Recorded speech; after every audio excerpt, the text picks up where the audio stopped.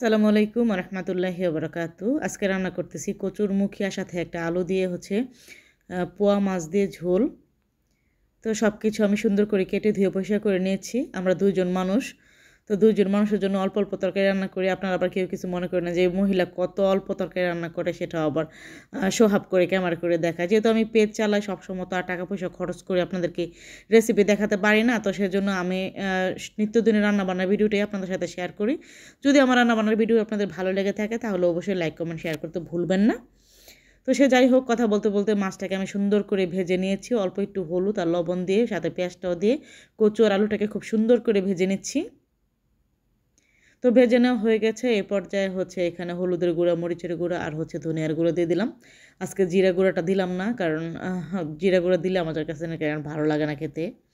তো সে যাই হোক, মাছটা একদমই কম মনে হচ্ছিল, তারপর ভাজার সময় ভেঙেও গেছিলো। তো সেই জন্য এখানে কাঁচা 2টা জাটকা মাছ দিয়ে কিছুক্ষণ কষিয়ে নিলাম। তারপর এখানে ঝোলের জন্য পানি দিয়ে দিলাম। তো এখন আমি ঢাকনা দিয়ে ঢেকে রান্না করে নেব। তো কচুরমুখী আর আলু একসাথে দিয়ে পোয়া মাছ সাথে জাটকা মাছ, মশলা সব মিলিয়ে তরকারিটা খুব ভালো লেগেছিল। তো তরকারিটা ঘন হয়ে আসা অবধি আমি রান্না করতে থাকবো, আর কচুটা সেদ্ধ হওয়া অবধি। তো মাশাআল্লাহ, আলহামদুলিল্লাহ, তরকারিটা ঘন হয়ে গেছে আর কচুটা একদম সেদ্ধ হয়ে গেছে। এ পর্যায়ে আমি তরকারিটাকে নামিয়ে নেব।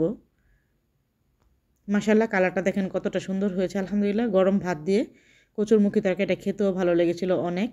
তো সবাই ভালো থাকবেন। আসসালামু আলাইকুম।